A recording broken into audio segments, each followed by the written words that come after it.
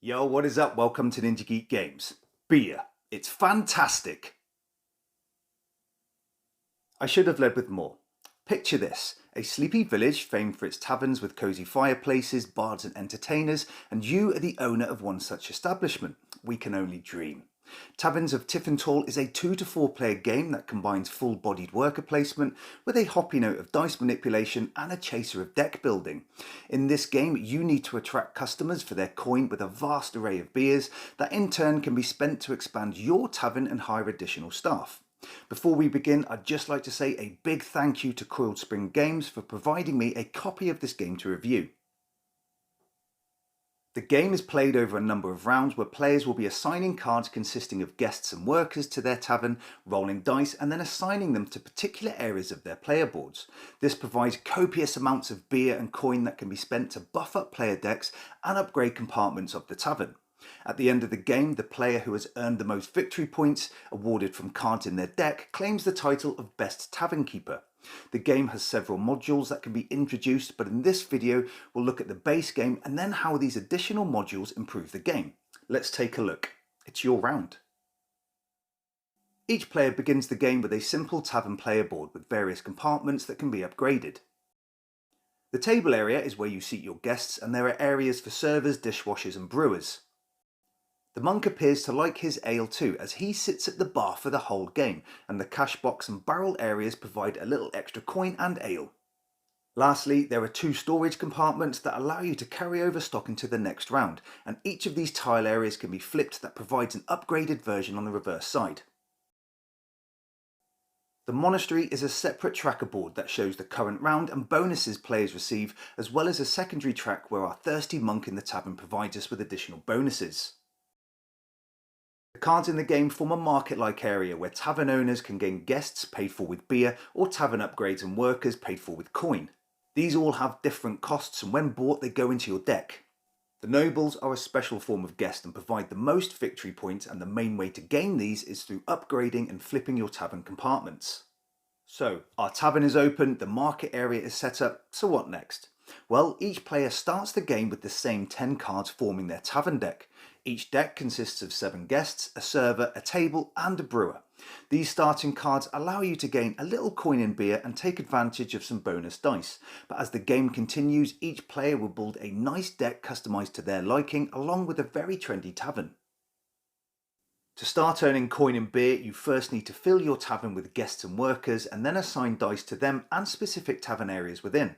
In other deck building games, you normally draw a number of cards to hand each round, but here you draw and place 1 card at a time until all tables in this area are filled. Any guests drawn sit at tables, whereas servers and brewers sit off to the side of the tavern.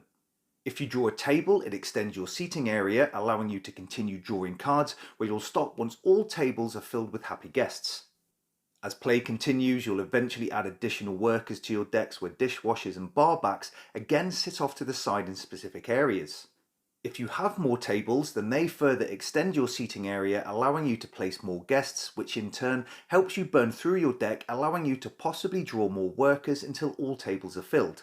Lastly, nobles also sit at tables but are quite social, so every time you draw one they cram onto one table, freeing up other areas.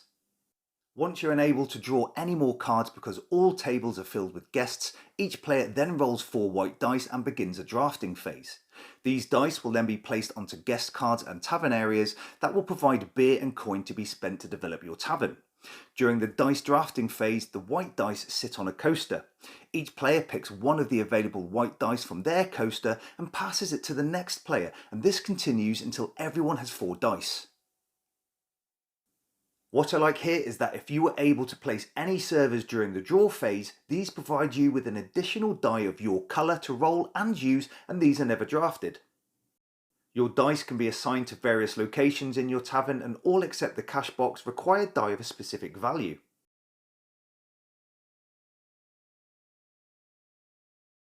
Once placed, you can then start activating them to collect your rewards. Dice placed on guests or the cash box provide coin, whereas dice placed on the brewery or cellar area provide beer, and any barbacks or brewer cards placed give additional beer to what's already provided.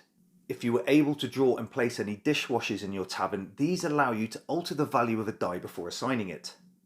The game doesn't come with any beer or coin markers. You instead have to mentally record what you've collected, but in most circumstances you generally focus on one area, then the other. Any coin can be spent on tavern workers or tables, and beer allows you to entice new guests into your establishment. These cards are collected from the market and go on top of your draw deck, which I like. Therefore, you'll have an idea of what you're drawing next turn, and you may want to ensure the table goes on last, so you're sure to extend the sitting area.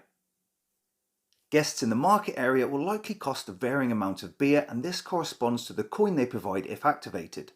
Also, some may provide an instant bonus on purchase that includes more coin, a worker card, or even moving up the monastery track.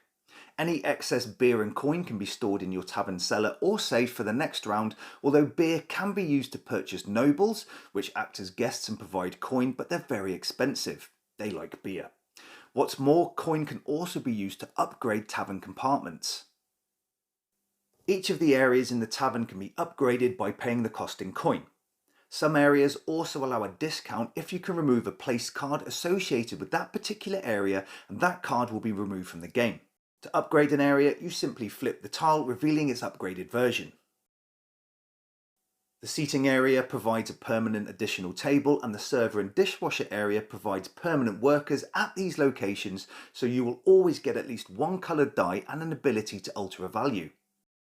The cash box, cellar and brewer provide more goods when used, and the safe and beer storage area allow you to carry over extra resources into following rounds. Lastly, the monk lets you move additional spaces up the monastery track, allowing you to get those bonuses a little quicker. What's more, with each upgrade you always get a noble card into your deck.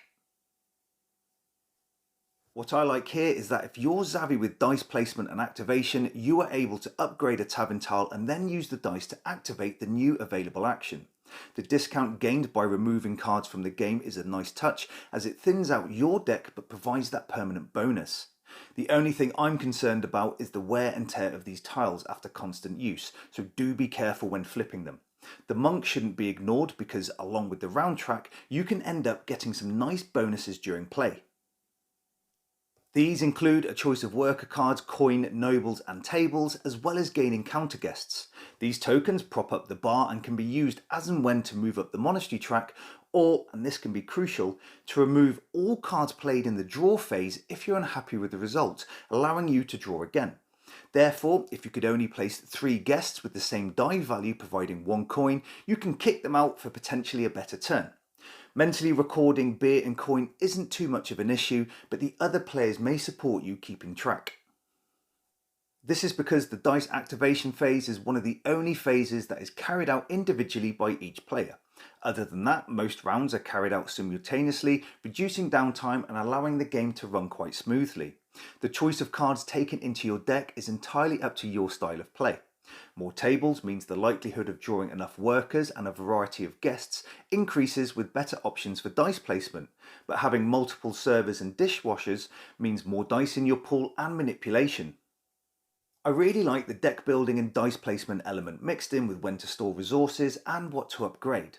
The components are great, with fantastic artwork that has a real cozy feel to the game. The endgame is simple. You just count the victory points on all cards added to your deck during the game, with the winner being the tavern owner with the most. Yes, the base game version is very light, but Taverns does come with a number of additional modules to whet your appetite. The first module brings in entertainers to keep punters happy. These are gained at particular rounds and are double-sided, containing a specific action on each side. They require schnapps to activate that are provided by the reverse side of the monastery board and round track. The next module makes use of a reputation track on the reverse side of the bar tile, some new guests for the market area and a new worker type, the bard. The bard provides reputation tracked at the bar, and you'll gain additional reputation based on the volume of beer or coin that you've earned from your tavern. This marker will loop the track throughout the game and provides bonuses and endgame victory points. For asymmetric play, you can alter player setup components with start cards, where players now get to select what additional cards and tokens they begin the game with, along with possibilities of immediate tavern upgrades. Lastly, you can introduce a guest book for all your customers to sign. All guests in the market area come with a signature token that are placed on a player's guest book that provides bonuses like reputation and workers if you fill those spaces. The bar area also allows players to claim signature tokens along the reputation track as well. These modules are a must. The base game is perfectly suitable when learning or introducing to newer players, but after one play I found it incredibly light and immediately wanted more. With these modules they completely open up the game with more options and additional ways to claim cards and reputation, and I like the aspect of using schnapps to activate entertainers. Also, you have to choose which side of the entertainer token to have face up in your tavern, so this will likely change with each game. Taverns of Tiefenthal, with all modules included, is a really fun game that is simple to learn but provides quite a satisfying experience at a welterweight game. I mean, I've played this with my son who demolished me in the first game and then every game after, but I still really enjoy it. The deck building and worker placement mechanic is solid, and my next step is to look at the expansion Open Doors to see what this adds. Player interaction is very limited, and I'm surprised a solo variant isn't included due to this, as it needs just some form of drafting rule and card removal from the market. Nevertheless, it provides a thematic experience filled with beer and ale, and what's not to like about that?